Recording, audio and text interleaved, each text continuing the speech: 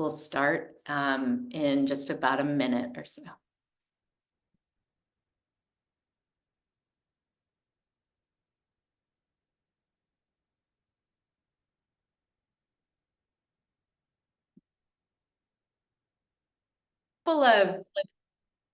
A couple of logistics. Number one is that a recording is happening, as you just heard.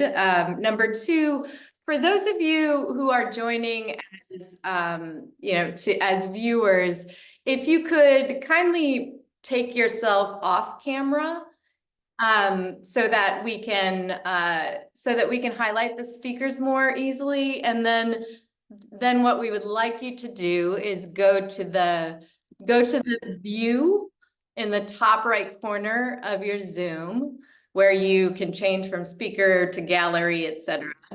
And there's an option there for show non-video participants. So we want you to select that option. Okay, take yourself off camera, go to the upper right hand corner of your Zoom where there's a view option, click that and select show non-video participants. Okay, well, welcome to this session on equity in contracting, strengthening partnerships, between funders and small local evaluation firms. My name is Julia Kaufman. I'm the executive director of the Center for Evaluation Innovation, and we are a proud co-sponsor of this session, or a co-host, I should say, along with BLE Solutions and the Institutes for Peace and Development.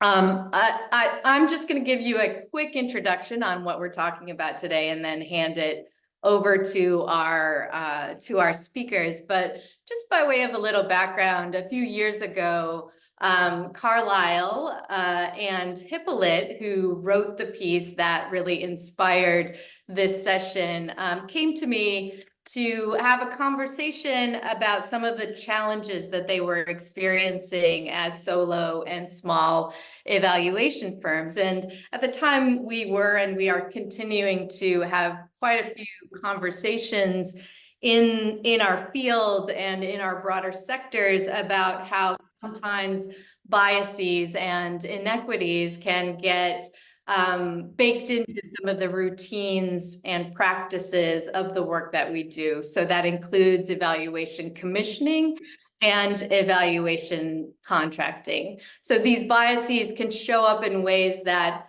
disadvantage smaller firms over larger firms, or may disadvantage firms that are in the global south compared to firms that are in the global north.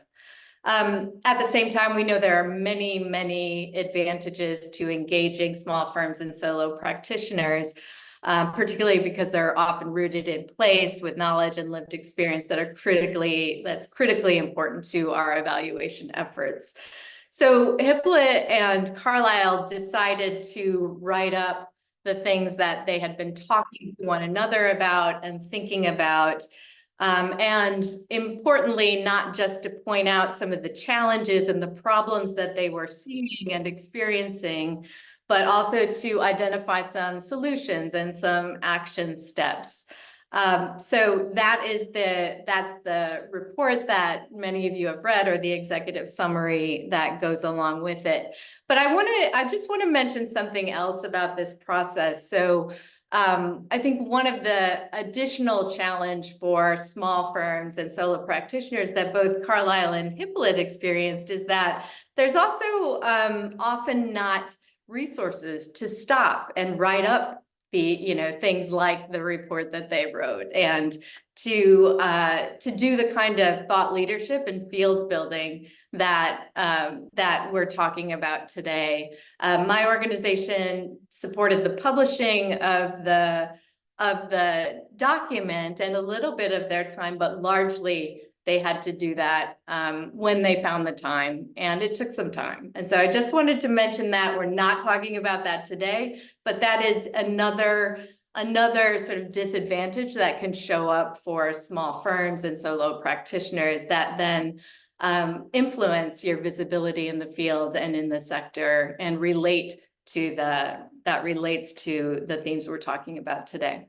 So I'm excited about this conversation because we're going to hear a summary of the content that showed up there, but in the report, but also this is really a set of conversations and dialogues between evaluation commissioners or funders and evaluators from small firms. So we are going to ground the content in real life practice and feature those dialogues. So the run of show here is I'm done talking now. I'm going to hand it over to Hippolyte to give us an overview of some of the content and to make some introductions. And then we will engage in those dialogues. Our intent is to leave enough time for some question and answer. If you have comments or questions, please do use the chat. But it is our intent to leave some time for some of that interaction. And then at the end, we will wrap it up with some next steps that are coming out of this, and I'll make a couple of closing remarks.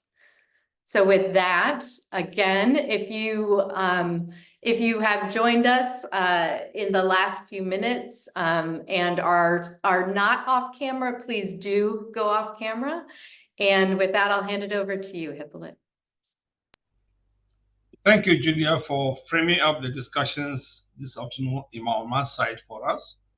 And thank you again also for shepherding this process up to this point, and as well as thanks to the institute that you had. I'd like also to thank some of our colleagues who have helped us in many ways, reviewing the draft reports, providing suggestions, in particular, Amy, who is with us today, Amy Abrickson, thank you, and Toyin Akpan from Nigeria, thank you for joining us and being able to support this process to this point. By way of introduction, my name is Hippolyte Paul. I live and work out of Ghana. I did some work way back for Catholic Relief Services. Now I lead and head the Institute for Peace and Development, which I founded. My colleague Carlisle lives out in the US, where she is the founder and chief executive of BLE Solutions, also a small firm, evaluators. Both Carlisle and I had the chance to work together in Catholic Relief Services way back in the 1990s. We parted ways and then found our ways ourselves back together somehow, doing similar work. And as we collaborated and worked together, to try to support the work that we're all doing in a separate way, we realized that there were a lot of things in common, and we kept on discussing how do we get involved with the bigger commissioners of evaluations, how do we get into that way and provide the service that we can. So as we spoke about it, we thought about it and said, probably we're not the only ones facing these challenges. So why don't we put our ideas together? And that's how we went to Julia, and she graciously supported that process. And so we put our ideas together to put together the brief and then the full paper that you may have read already, which highlighted some of the challenges that Julia has already raised, about issues related to contracting processes, even the initial phases of getting an approval, proposal written and approved, all the challenges that we face there, But having said that, we recognize that we also came from a background where we were also in positions to commission evaluations or participate in the commission evaluations. And then we're at the other end where we're receiving the decisions that come out of that process. So we put this together by way of helping us to broaden a conversation that allow us, that is the people who commission evaluations, as well as those who undertake evaluations, to have a broader dialogue on how do we make the contracting process more equitable, and supportive of small and solo evaluation firms that are operating. So for this discussion, we have the open letter that you must have read with the brief, but we decided that probably to bring this to a wider audience based on the very warm reception that we had of that publication, we would organize a series of webinars where we will bring out issues and discuss them with people like you on the page today, so that together we can broaden the discussion and try to find solutions that will be of mutual benefit to everyone. So we are happy today to have two sets of people. who will help us in this discussion process. The first set represents the field of those institutions that commission or fund evaluations. They will bring their perspectives to us to see what are some of the benefits and also challenges they face contracting with small solo evaluation firms like us. On our side, we also have a group of 3 people who also share their experience, their joys and pains of engaging with the contracting processes or managing evaluations.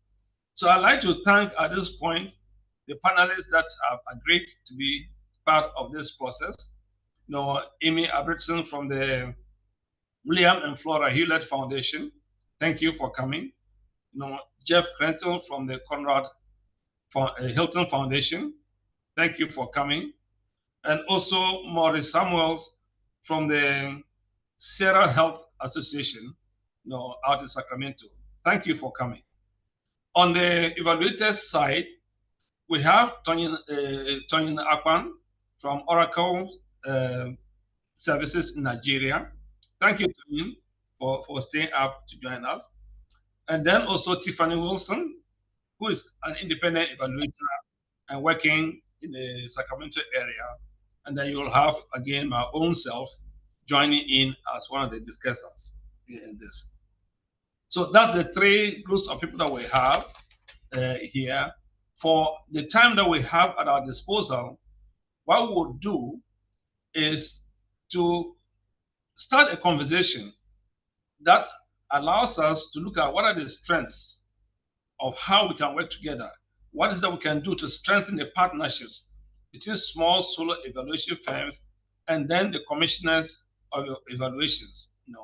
What are the opportunities? What are the challenges? What can we do? So we will have a session where the panelists will be responding to specific questions.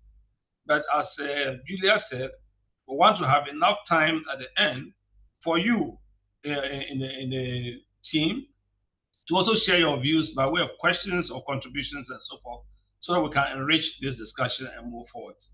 So this is, in a nutshell, how we anticipate this to run. And I'll hand over to Caroline now to take us through the process. Caroline? Thanks so much, Hippolyte. That was fabulous. So we are very grateful to all of our panelists for being with us today. We very much value your partnership. I am going to ask each one of you one question. I'm going to ask you to be very brief in your response. After you each answer one question, hopefully we'll have about 10 minutes where you guys can talk among yourselves. So be listening to what each other says to see what you want to build on. Everybody else, we will then open the floor for conversation with you. If you have questions, please feel free to put them in the chat, or when we get to the open Q&A session, you can raise your hands and we'll call on you. So with that, Amy, I'm going to start with you. And what I'd love to hear from the Hewlett Foundation perspective is why were you all interested in working with small local evaluation firms? Thanks, Carlisle.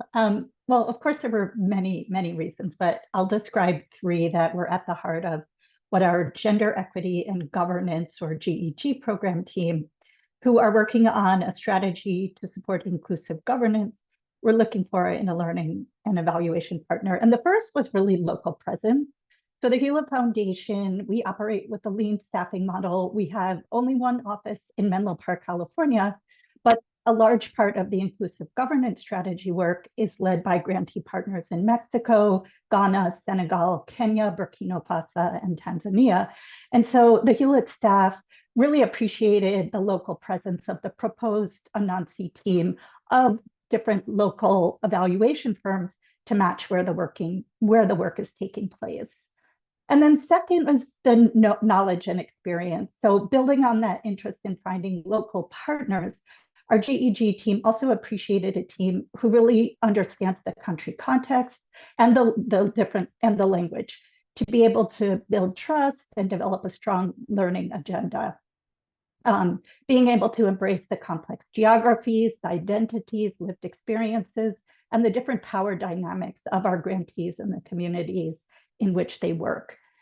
And a big part of the work will involve developing country-specific indicators and narratives of change based on inputs from grantee partners. So that knowledge, skills, and experience in the countries is going to be really critical.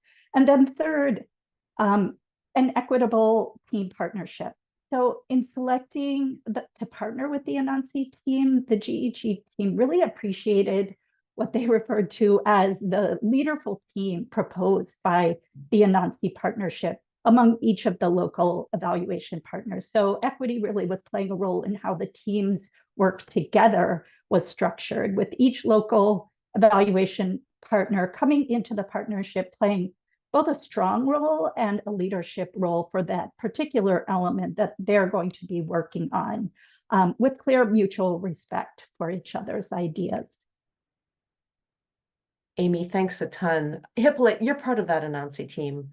I would love to hear from you. What made you feel welcome or invited to apply for this project?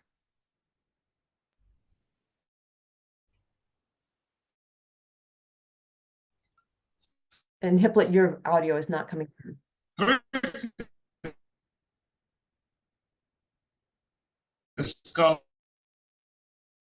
you want to, Hippolyte, do you want to turn off your video and see if the audio comes through a little bit? People, programs, and process. But let me focus on the process aspect. Can you hear me? Yes, that's very good. Thank you. Hello, can you hear me? We can hear you now. Thank you very much, Hippolyte. Yes. So I was saying we were attracted by the 3 Ps: people, program, and process. But let me focus on the. Your audio is gone again, Hippolyte. Give it a second to see if he can get his audio back on. Looks like we've lost Hippolyte for a moment. And let us get him right back in. I'm gonna have Hippolyte come back in once he's back on, and I'm going to move. You with us, Hippolyte? Can you hear me? Yes, we can. Yes, go right I am. ahead. So quickly process. First of all, we saw that there was no request for a full proposal from the start. Instead, they were requesting for a letter of interest, which basically meant that we didn't have to invest a lot of time and effort drafting a long proposal that we weren't sure would win. And as Julia mentioned, for small evaluation firms like us, that's very costly to invest that much time to develop proposals. So the letter of interest was really very handy in helping us to make our decisions. Second, it was inclusivity. We have been used to situations where cost for proposal will indicate that you have to have experience managing $5 million, $6 million, $10 million worth of evaluations before you can apply. This one didn't come with that conditionality, and so we felt that we were able to participate in this. The other part that attracted us was the level of transparency in the call for proposal. Transparency in the sense that the budget for the assignment was announced upfront, so we knew what we're going in for if we won, and so we didn't have to be second guessing what needed to be done. The recruitment process was also very clear, and the criteria were very clear in our mind. So we knew exactly what we needed to do, to get that. And then there was also the openness to working with a larger team, as Amy mentioned. The announcer team is made up of people from living in different continents. In Ghana, Tony is in Nigeria, Julius in Kenya. We have somebody in Melissa somewhere else. So we are spread out. That appreciation of the local presence and knowledge that they sought out in the proposal encouraged us to say, hey, wait, this is good for the announcer team to come in and take on. And then lastly, there was the commitment to participatory processes and participatory approaches. We saw in the proposal that the Hilliard Foundation was very much open to using participatory approaches to engaging their clients and also engaging the evaluation firms. And so that's why we said, well, this is kind of part of our style. It fits into what we do. And that's why we went in there straight for it. Caroline. Thank you, Hippolyte. That was terrific. Tiffany, you recently had the experience of starting a project with the Sierra Health Foundation. And you probably also have some thoughts about how you were invited in and that contracting process. We'd love to hear your reflections on how you felt invited as an independent local evaluator. Yeah, so the first thing that I would lift up is that Sierra Health Foundation advertised intentionally. So they wanted a local evaluator presence, and they emailed local evaluators to notify us that the RFP was going to be released. So that gave me comfort that they were truly open to working with a small solo practitioner like myself. In that email, I was offered an opportunity to meet with Sierra Health Foundation staff in advance to the RFP being released, and I did. In that meeting, it gave me an opportunity to not only introduce myself, but to also talk about my orientation to evaluation and to hear what it was Sierra Health Foundation was looking for and their orientation to evaluation. And so I walked away from that meeting feeling like this was going to be a good fit. And again, not going to be using all this energy to put materials in and then get to the interview process and realize there's a mismatch. So it was nice that the process included that meeting up front. When I received the RFP, it had both a timeline and a budget, which was huge for me as a solo practitioner. One, with the timeline, it outlined when they were hoping to receive deliverables. So this allowed me to discern that this evaluation project would fit in with my other contractual obligations. And then the budget gave me a sense for the scope of the evaluation, again, being able to feel confident that I had the capacity to live up to the expectations of Sierra Health Foundation and what they were looking for from the evaluator. From the time that I received the RFP, Sierra Health Foundation asked that we notify them of our intent to apply within 3 weeks. So I was able to use that 3 weeks to reach out to the nonprofit organization that I wanted to partner with, for us to talk about what the approach to the evaluation would be, and also how we would delineate and divvy up the proposal tasks. So once I notified them that I did, Sierra Health Foundation, that I did want to apply, I had an additional 3 weeks to put the materials together. Now, again, this was really nice that in that 3 weeks, it really was spent just putting those materials together, because in that three previous weeks, I had the ability to talk with my partner about how we would do the evaluation and what the proposal would look like. So again, as a solo practitioner, this was really instrumental in that process, because I was able to fit the proposal writing in with the other work that I was doing in a way that didn't feel like I was jeopardizing the work for my other clients, or having to work these really long days. So from the time that I received the email that the RFP was going to be released, from the time that the materials were submitted, was 2 months. So it was a relatively spacious process in relationship to some other RFP processes that I've gone through. And the last 2 things that I'll lift up really briefly was about contracting. So Sierra Foundation has a portal that they ask consultants to upload their materials to. When I opened the portal, I saw that there was one requirement that didn't fit me as a solo practitioner. So I reached out to Sierra Foundation staff, and they immediately emailed a waiver. So it was really nice that Sierra Foundation had a process that accommodated firms, but also accommodated small local practitioners like myself. And we were able to get into the contract pretty quickly. And then when the contract was signed, 10% of the budget was paid upfront, year 1 budget upfront, which covered some of my time and my partner's time in order to get the project going. Thank you, Tiffany. Maurice, that was really great feedback. I wonder if you could build on this and talk about it from the Sierra Health Foundation's perspective of what did you put in place so that folks like Tiffany could feel welcome to apply. Well, thank you. So this has been a process that would have to say, helped build over my career, starting as a consultant first, or researcher, doing contractor work, then for my job, my previous employer, and to Sierra. And what I've tried to do is to really set a process that's been fair, equitable, transparent, particularly as Tiffany talked about. One of the things we strive to be as transparent, particularly around the information that we share. We do know across all firms that we invite small to large size firms, but we make also transparent who we're inviting, so then everyone can make a clear decision. In some cases, we do hope that facilitates other firms partnering together. In part, one thing that we would like to do, especially when you have smaller firms, we want to place them as much as a PI or co-PI in a project versus being a subcontractor, because often, as many things that you've cited in the paper around a subcontractor, having that expertise and local knowledge, we want them also to be able to help inform and shape the work.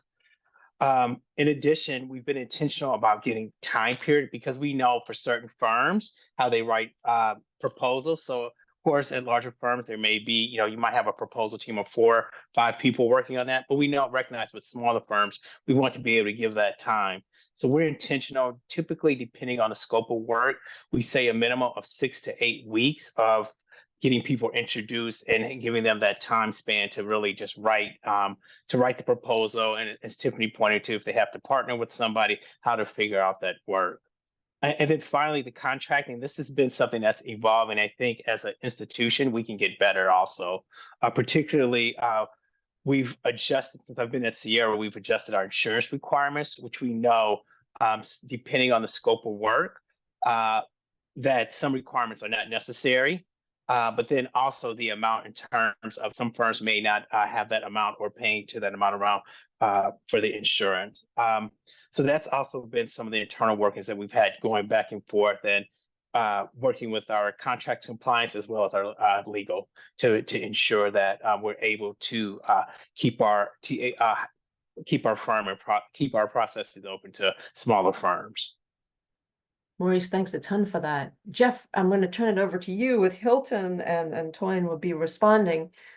Jeff, you all have similar processes in place. You've been working a little longer with a team, with a small local team. We'd love to hear from you kind of about the contract management and funding, and what makes it inviting for small local firms. Yeah, thanks, Carla. Nice to be here with y'all today. I mean, I think it starts with some of the questions that have already been answered. Just it's a combination of, I think, the flexibility that's available within philanthropy, but also related to how we implement our strategies and the equity component that is integrated throughout all of our strategic initiatives. In this case, it's the Catholic Sisters Initiative. So, just to begin the process, we're starting to look for how do you get representation. There are various qualities that help sort of fill out what representation looks like for the context that we work in. But in this case, in addition to the evaluation expertise and the diversity that the team brings, the geographic representation was really key. And then so you then look to practically, how do we contract that? We are soliciting firms directly. So they're sort of a very allows for a lot more flexibility than previous organizations that I've worked in, where there's RFPs and things like that. But then I think the basic premise that this was a 5-year agreement, the sort of long-term planning that is allowed in that case with only yearly sort of payment tied deliverables is probably, I imagine, from like a small firm, is hugely impactful in terms of flexibility. And although I don't think we're considered a trust-based philanthropy, we're a strategic philanthropy. The sort of the ability of staff to manage using sort of elements of a trust-based approach and how they engage with partners allows us that flexibility, I think, within the contract management space.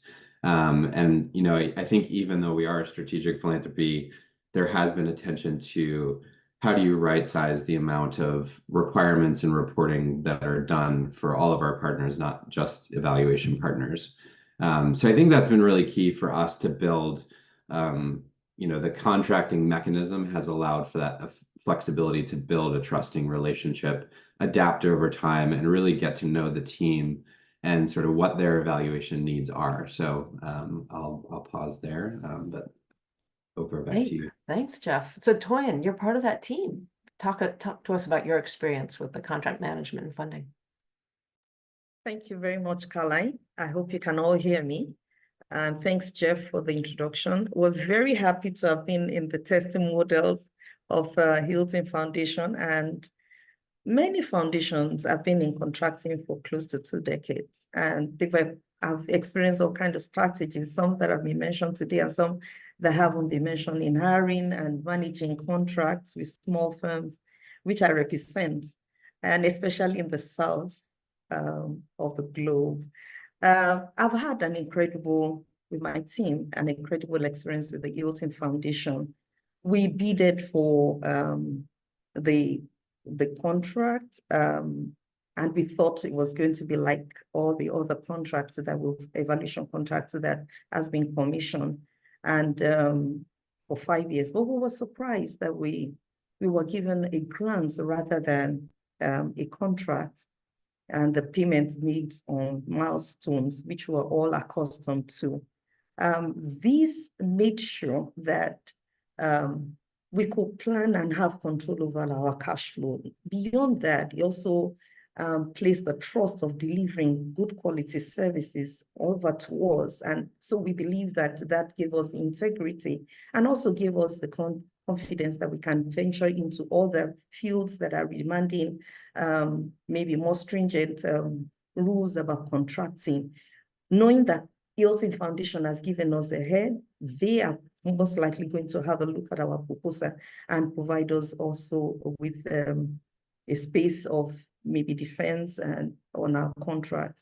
We received the grants from Hilton Foundation alongside with the initial annual payment of a 5-year plan. That was huge. Not only that, that also gave us some room to decide on what policy are we going to adopt. You know, we've always been used to, we pay each other on deliverable of our milestones, but now Hilton was teaching us another way of being equitable and making sure that we have control over the huge sum of money that is paid ahead of time before delivery, and make sure that every other small participating evaluation firm also has the same benefit to be able to grow. What has that done for us? That has given us room to be able to think of several other things beyond looking at cash flow, to looking at how do we deliver in most incredible way, innovative, creative,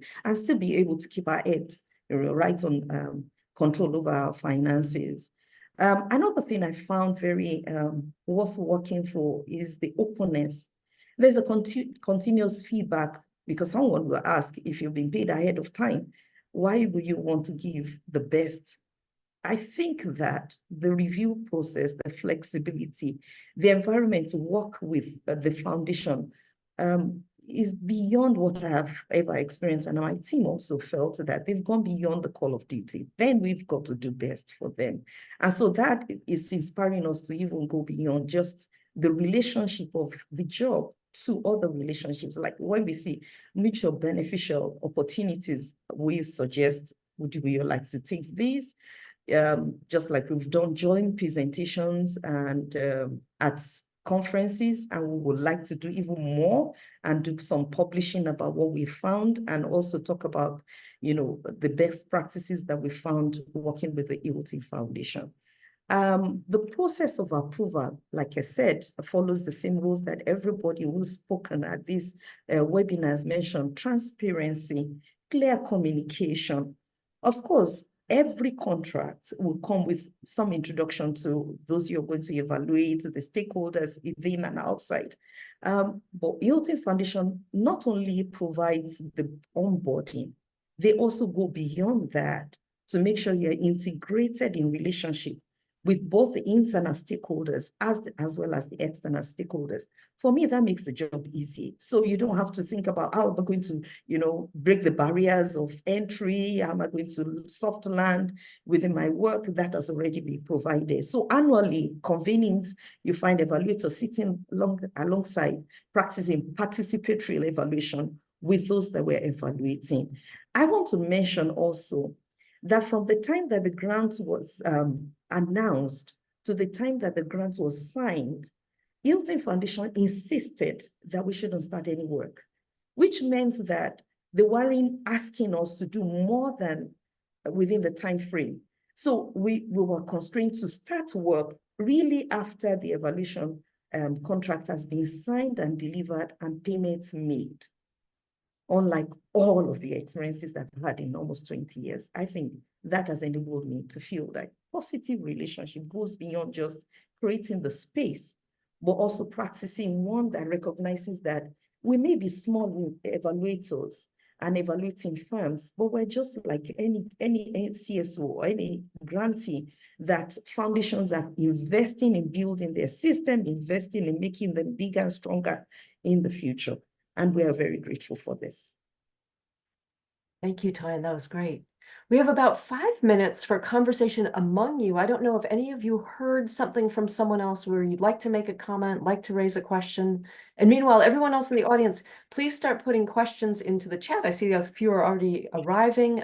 You also can raise your hands and we'll call on people to open up a discussion. So among you all who are here right now, would anyone like to add something or raise a question?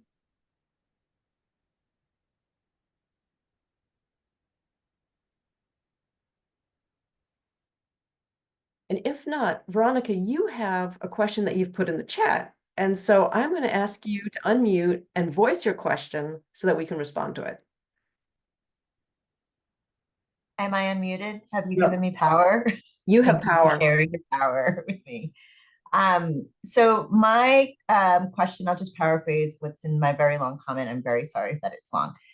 Is that I feel we're getting better, and because of CEI and many other organizations that have done a really good job of challenging philanthropy to like walk the talk around more localized, more contextual, smaller evaluation firms. And so I find that when I'm looking for a evaluation firm for not a project, which is closest that we can get to community, but for a program or a portfolio, which is typically an evaluation that will be presented to our board by the evaluation firm. I have found that that's been a little bit more challenging.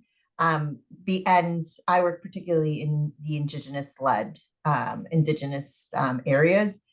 And I found it challenging from two fronts. The first is that most of the firms that responded to our RFP really didn't feel confident committing to a portfolio level analysis without actually speaking to community, which I completely understood, but we have project level evaluations of all of our projects that are indigenous led. And so at a portfolio level, you're kind of just looking at what they have found and doing a bunch of different types of assessments. And I was like, why don't they feel comfortable with that? And when we finally did land on a firm, indigenous-led, women-led firm, there were some gaps. Like they had never had that experience, and I thought, oh, we're doing really good with hiring project local evaluation firms, but we're not hiring them for these bigger ticket items.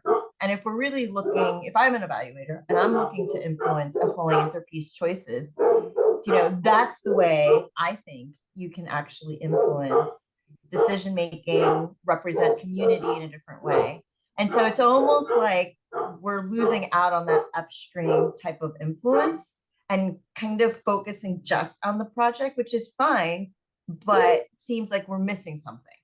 And so I was wondering if that was just my experience in my philanthropy's practice or in the indigenous-led space, or if others have been having a different experience. Thank you, Veronica. From my own knowledge, I know that Amy Toyin and Hippolyte can all answer this question. I don't know if others on the panel can as well. I wonder who wants to go first. I can go. Okay. Yeah, so thanks very much for that question. I think the example that we have, the Anansi team had with the Hilton Foundation kind of answers the concern that you have. Because with the Hilton Foundation, we are looking at a portfolio strategy level evaluation where they have different partners all over the world doing different things. And then we are kind of helping them to kind of collate that learning at the portfolio level. The advantage that we have seen in this is that, as Tony mentioned, it's a 5-year assignment. So we have the time to be able to go through and work through with Hilton Foundation and the partners to be able to unearth those issues that are coming out from the project level, And secondly, we have a consortium, not one institute, but we have a consortium of people, different actors as evaluated in our team who come from different geographies and different thematic capacities.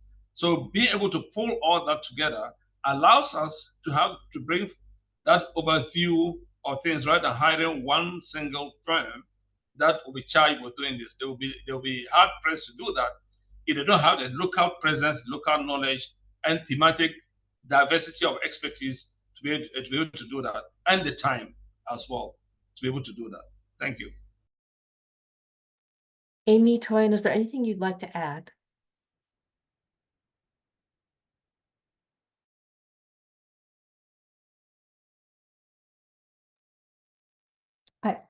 I will just add that I thought that was a good example, and that's how we have handled that on, that's our hope for how we'll handle it on the one that we have just contracted the Anansi team.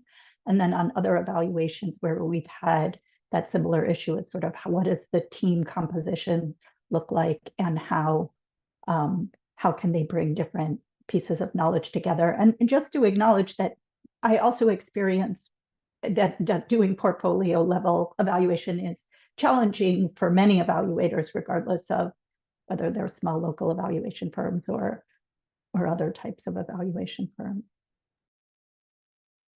Go ahead. I can just add, Veronica, I mean, I think the board piece is still, I think that's sort of a challenge that remains because, and I think the Hilton Foundation, I've only been there for a few years, but there's a bit of a pendulum swing in terms of when evaluators show up and talk directly to the board, because I appreciate your example of like that's a key moment of influence. And right now we're sort of in the opposite pendulum swing where the evaluator Anansi is with the initiative and influencing that through the conversations that Toyin mentioned.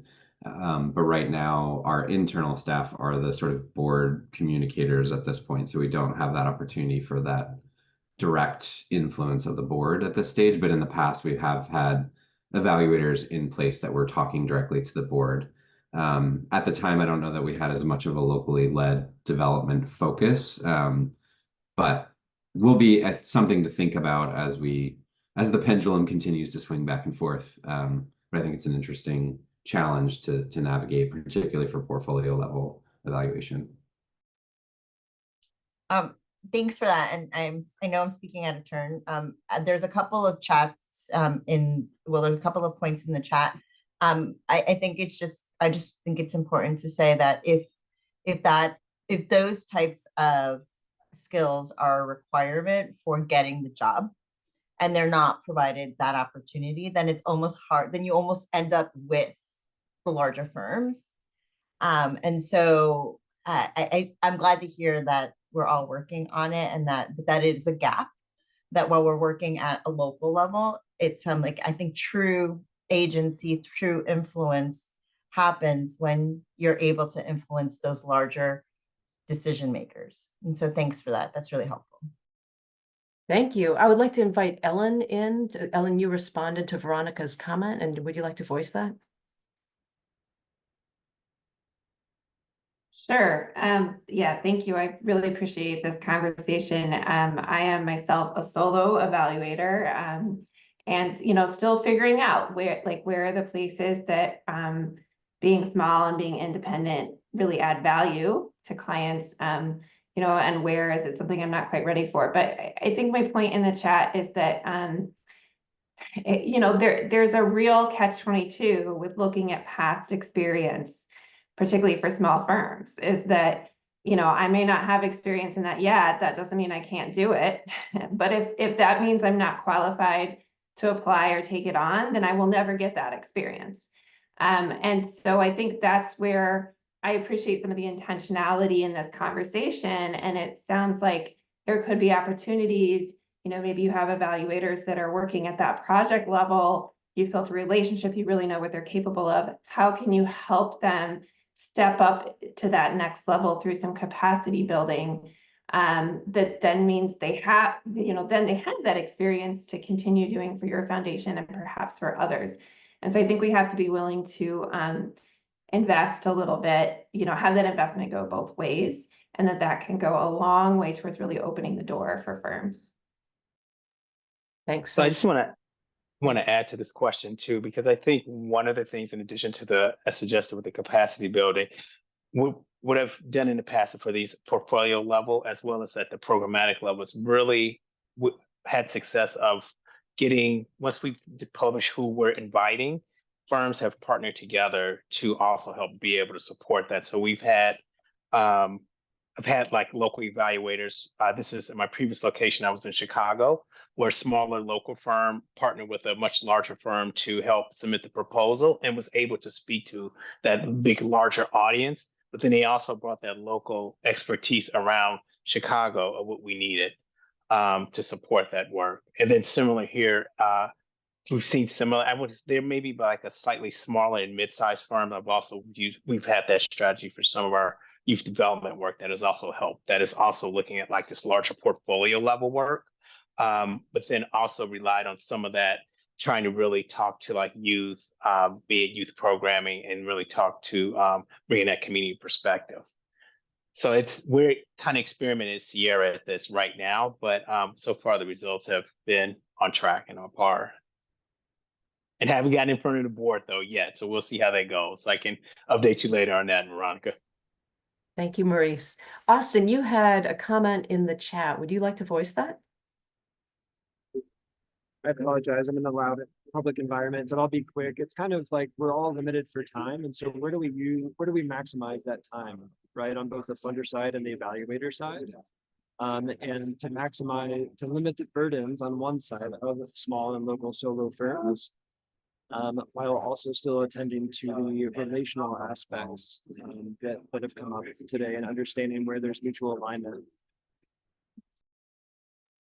Thank you for that. That was super. And Michael Moses, you have something in the chat. Would you like to voice that? Yeah, thanks, Carlisle.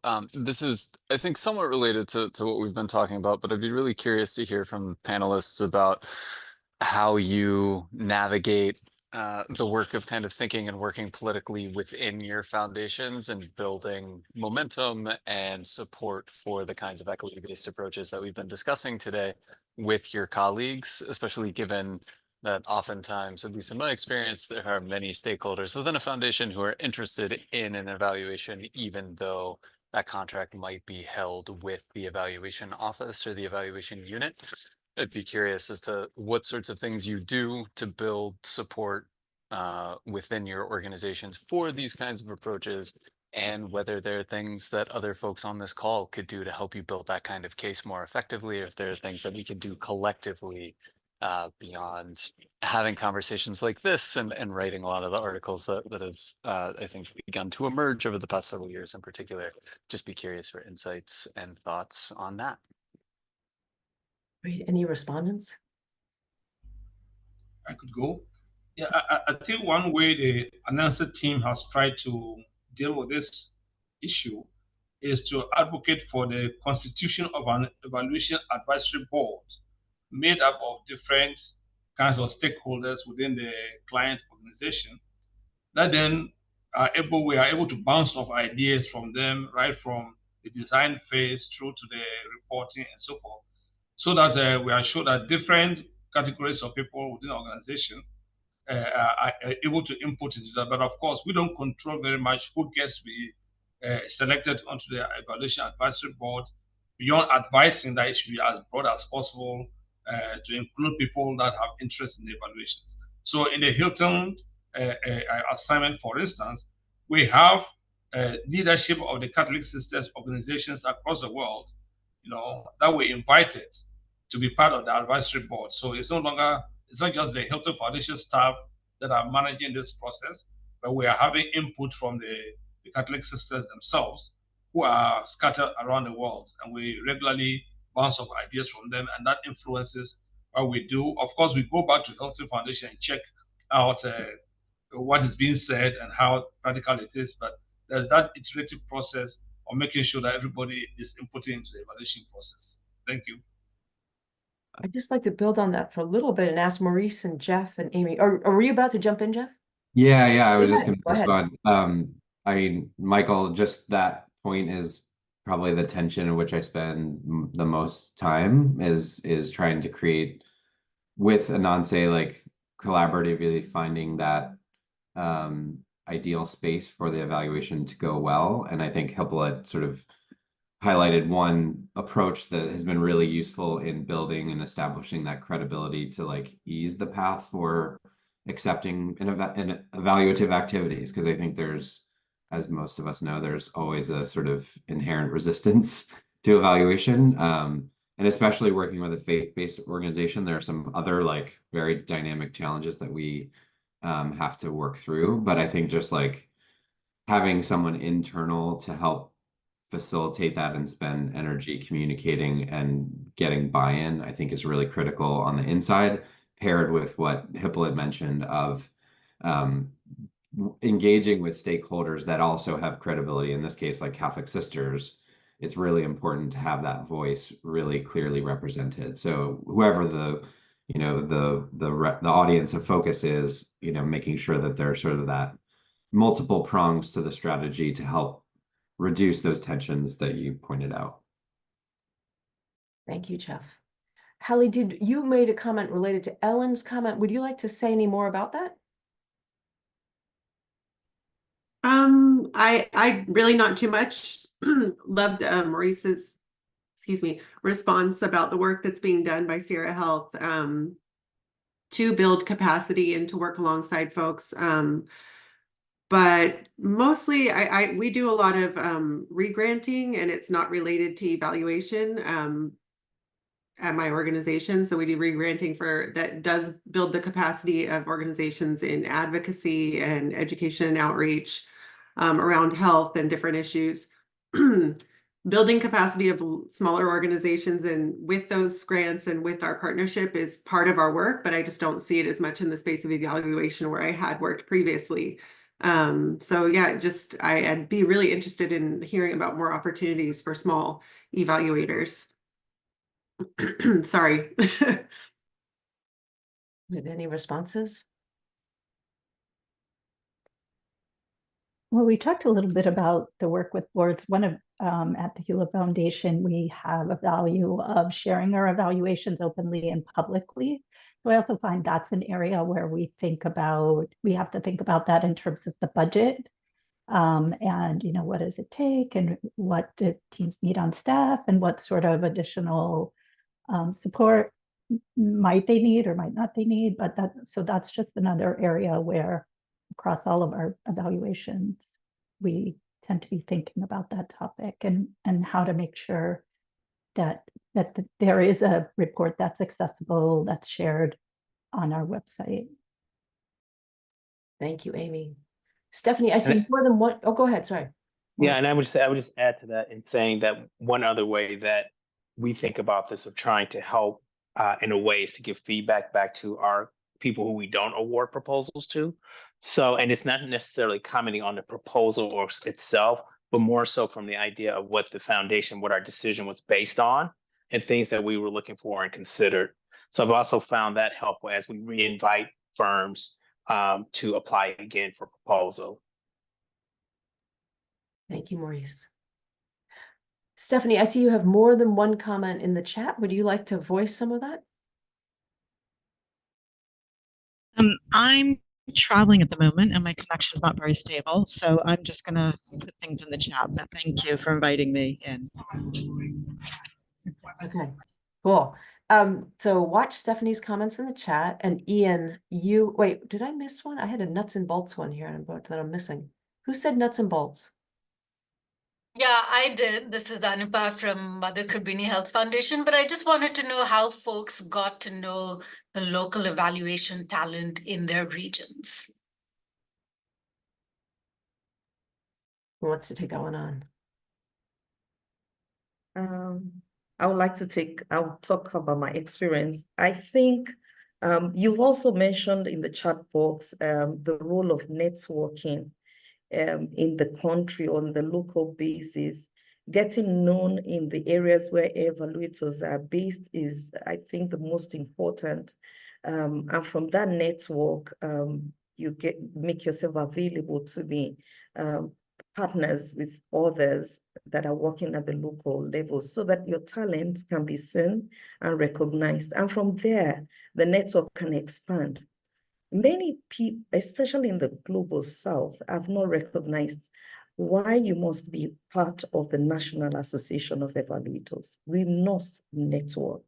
That is where it all starts, from the local setting to the national sub-regional setting. Then we get picked up and they will develop more skills. They will also practice some of our techniques and hone it until it becomes really refined, where I can work within the country and outside the country. And from there, I got introduced to several people who are on this call today. I met Kalai in 2009, and I met her physically. And I've worked with her from 2009 down to 2015 before I met her physically. And we've done incredible work across the globe. So I think that that is one way, that is based on competence, that is based on expertise, that is also based on localization. You know your context, you're ready to represent your context, you're ready to play in that field. That's quite important. And then you build your knowledge of all the context, you want that locations, and be able to apply your skills across board. And so to answer your question, that is the way small firms can get known. If you're known in your base, someone will recommend you. And then you also have confidence to respond to call for proposals from bigger organizations beyond yourself. But definitely that is the best way to do it. Tiffany, I'd love to pass that one on to you as well. Would you have anything to add to what Toyin has said? I would just echo what Toyin has said. I think networking is really important. There's been times, within the AEA, there's a local evaluator topical interest group that's incredibly active. I've met a lot of folks in that space. I also, sometimes when I'll attend a webinar, someone will make a comment that really resonates me with regards to their approach to evaluation. So I might ask them, hey, do you want to connect, have a conversation, meet up, talk about what we're doing? So I think just actively networking and leveraging spaces that, maybe into primary, like this webinar, is to hear from other folks, but are there folks that are in the chat that you feel like are making comments that really resonate with you? Maybe go to LinkedIn or use the chat space there to connect with them. So just always be thinking about, connecting with folks and that networking piece. Ian Hopwood, you have asked about advice for VOPEs, and I think Toyin just gave you some advice for VOPEs, but I wonder if you'd like to voice your question, explain what a VOPE is for people who don't know what that is, and perhaps we build on that. Well, thank you, Carla, for allowing me to speak. I have a cold, so if I'm croaking, I'm sorry. I'm speaking to you from Dakar. I've taken note of all you're saying, and the promotion of solo evaluator small companies is something which we're very motivated to do. The evaluation associations, the VOPE is the national association, as Toyin just mentioned, but the VOPEs are really very often very limited in their capacities. Most of them, you can look at the studies done by Matozzi for CLEAR and so on. Most of them don't have premises, don't have any form of full-time staff, have little money, therefore, for networking, get together, mentoring, and so on. Well-intentioned, but really often operating in very constrained circumstances. We've been fortunate in some ways because we have premises, the Standing Evaluation Association, which the government have offered us. But that's wonderful. It's amazing to have a place where you can put documents, where you can have a small meeting, where you can do things, but very few are in that circumstance and so on. We're close to the university, so we can get a part-time assistant to do some of the follow-up and produce the monthly bulletin. But it really is a struggle, and we can only really rely on membership dues. So I think we need to look more clearly, more carefully. And of course, this is IOC and so on, and all these umbrella organizations of our partners and the regional networks, the RELAX and the AFREAs. But I think we have to continue to redouble these efforts and place more attention on the country level, because otherwise we stop at a level of sort of intercontinental or international interaction. And I manage to drag myself to AEA every year almost and so on. But these are individual initiatives. And we need to really have more of a strategy which really tries to look. Now, I think we have some opportunities now. USAID's localization, as it's being expressed in Senegal and led by Encompass with a project which is headed by Encompass with MSI, is doing a very interesting work of trying to get an inventory of who are these service providers, what are their problems, and so on. So at least now we have the potential of a 5-year program with this support to really invest. In fact, Tessie Katambas is visiting Senegal in about 10 days' time. We'll have a sort of a town hall meeting about evaluation capacity development. So I think the things are changing, but we sometimes expect too much of the VOPE's national associations without being prepared to really give them a bit more attention, a bit more support. We've also managed to negotiate an agreement with the AEA, which now Julie Poncelet, who's the coordinator of the Youth Focus TIG, will visit Senegal in June. So we're really doing, but that's really a fortunate set of circumstances. We also have the CLEAR project based in Dakar. So there are a lot of things we need, but joining the dots and giving more targeted support, I think, to the VOPEs, untied support, minimal amount, but for rent costs, VOPE can become visible and provide the sort of services we're talking about now to solo and individuals and young emerging evaluators and so on. Thank you, Ian. Sorry, it's long. I get carried away. That's great. That's great. And Maurice, there's a question for you from Julia in the chat asking you to answer this question. So we're very lucky to have Maurice and Tiffany here, representing the US context. So Maurice, the question for you, could you answer this question about how you generated the group of local evaluators with whom you are working? So there's a couple ways. So I will be honest, I'm new to the Sacramento area. Recently relocated here roughly 2 years ago. And so there were some intentional steps that I took to help connect with the local evaluators. So here we have a local AEA affiliate. So I spent time there getting to meet evaluators, attended some in-person events, did a few network events, and also was part of a couple panels. That was one. And I want to admit I have to get better at this because I'm always looking for ways to do this better. Two, Tiffany, in the sense that at Sierra Health, we've used local evaluators. Most of the foundation side of the work, or all the foundation side of the work, is place-based work. So here in Sacramento and parts of Northern California. So I also had access to some local evaluators who had done work here for us. But Tiffany also had a track record of also working in communities where we have also did funding and grant work prior. So we were also familiar with her work through the Building Healthy Community Initiative, which was also one of the sites that was here in Sacramento, was also part of a site that we funded for our BCLC project. And so we had some familiarity with Tiffany, her being in community, the partners that we work with are familiar. And then we've also had familiar with her work product too, and how she operates as an evaluator.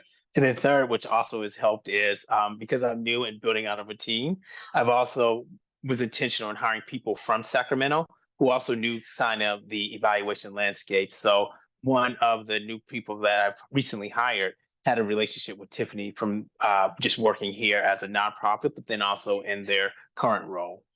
Still, again, looking for more strategies of how I can incorporate. And that brought me to a question I do have, and if we have time for our panelists, just to figure out how are you advertising for local evaluators or recruiting them? I would just love to hear a little bit more about that.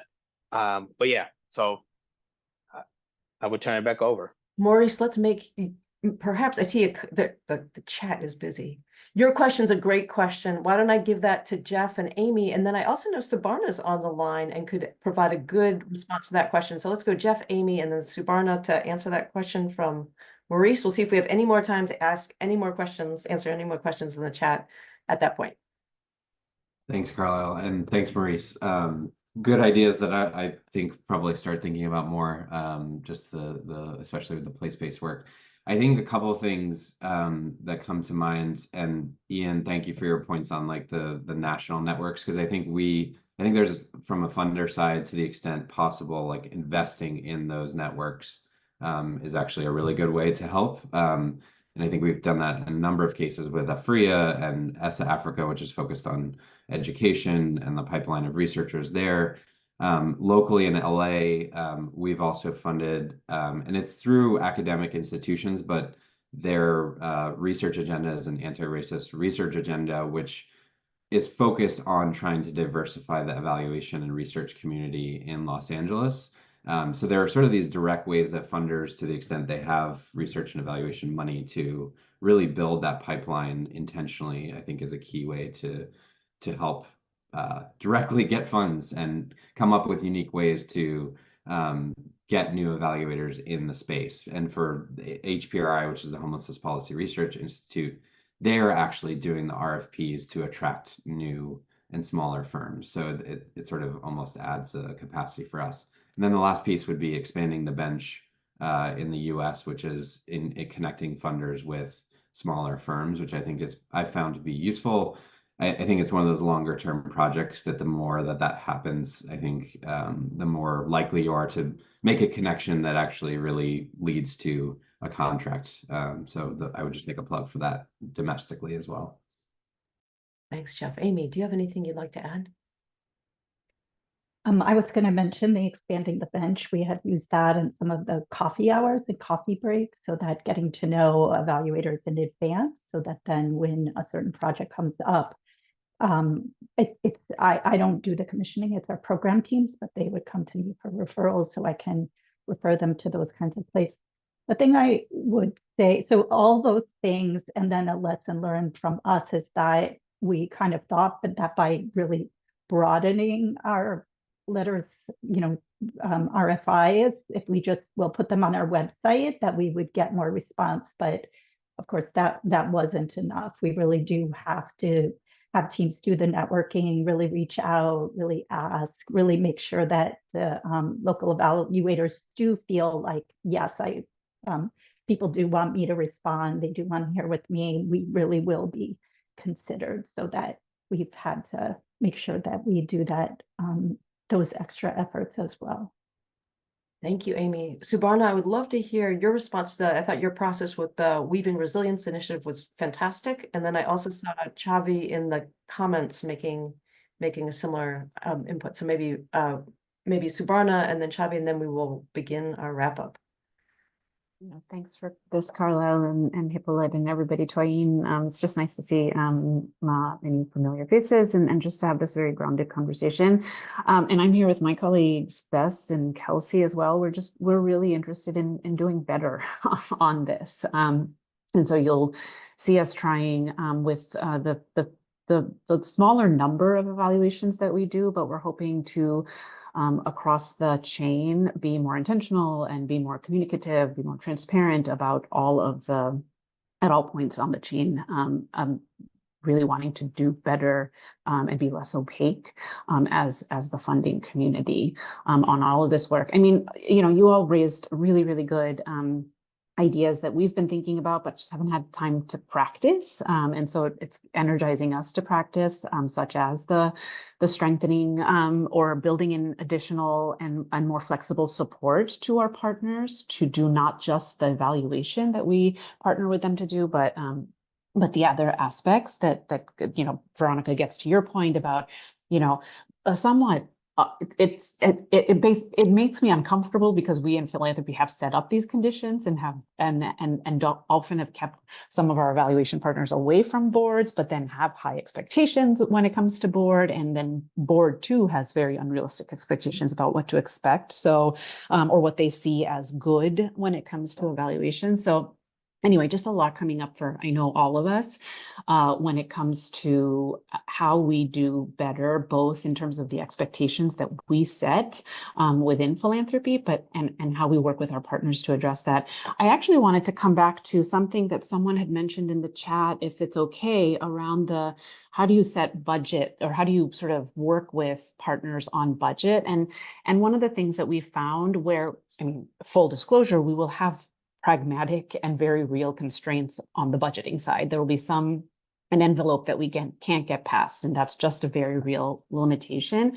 But what we have done is, like Amy, like others who've made their budget transparent in the RFP, LOI, RFP process, and in the process to get to know our potential partners, we've made clear that we want to hear about what is unrealistic, what is realistic within the constraints that we have. So if we've outlined for something aspirational in the RFP, of these are the kinds of things we're looking for, the kinds of questions we're wanting to have answered, and here's the budget, do tell us based on your experience, what you think is reasonable and what is not, and then hoping to be able to adjust what we expect to achieve or to have the evaluation cover on the basis of that conversation. So listening really hard and hopefully adapting to what is possible given the budget constraints that we have. So it might not be a ground up budgeting and development process, but it is hopefully us hearing and listening and then adapting the budget according to what are those expectations and real life experiences. I hope that's helpful. Super helpful, Subarna. Thanks a ton. Chavi, do you want to make the last comment? I realize we're about over time. I hope everyone has just maybe 5 minutes extra. Chavi, are you there to voice you have some inputs in the chat? Yeah, thank you, Carlisle. I appreciate this conversation. I think Subarna spoke a little bit to this, but essentially we are kind of grappling with how to, right size the budget, right size the scope. Even we do want kind of input we want to work with evaluators during even the design stage of the evaluation. And often, like when the RFP comes out, like there's very little room to kind of like we anchor ourselves in the RFP a little bit, and there is not too much room to kind of like shift from that. So we're thinking about perhaps adding an inception phase, separately budgeted, but like to just like even design that process. But of course, that adds additional time and resources. I mean, both are kind of obviously not always available. So I was just wondering whether others have ideas around this, have done something similar. But yeah, that was essentially my question. It's a great question. I think we're going to sit with that question because we are out of time and we want to honor everyone's time. Hippolyte, I'm going to turn it over to you to do a brief next steps and then to Julia to do a closing. So first of all, I'd like to thank everyone for coming in and participating very actively. We've had a very lively discussion. A lot of questions have been raised. Some have been answered, some have not been answered. We will try to go through and find ways to answer those questions that have not yet been answered. But as we said at the beginning, this is the beginning. This is the first of a series of webinars. So we might be taking up some of those questions in subsequent webinars, and we invite you to keep in touch and be part of it. We encourage you also to read the open letter that we shared earlier.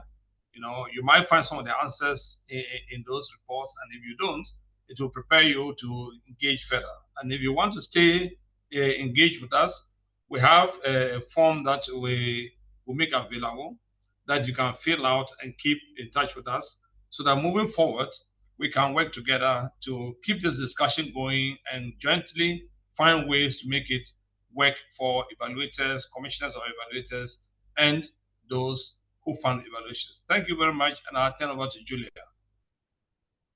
Well, I just want to close this out by number one, saying thank you so much first to Carlisle and Hippolyte for raising this. It clearly resonates with many, many people. And so thank you for putting your time and your thought leadership into lifting this up for the larger field. And thank you to all of the speakers. This was incredibly practical, grounded conversation, which we all want more of in our lives. So thank you so much for taking the time to share your experiences, and to everybody who participated as well. And just to plus one, there's more coming on this topic. So please stay engaged, and thank you so much for your time. Everybody. We'll look forward to seeing you again soon. Thank you. Huge thanks to our panelists who did a beautiful job. Amazing. Yes. Amazing. Okay. So Carlisle, you'll do a moment.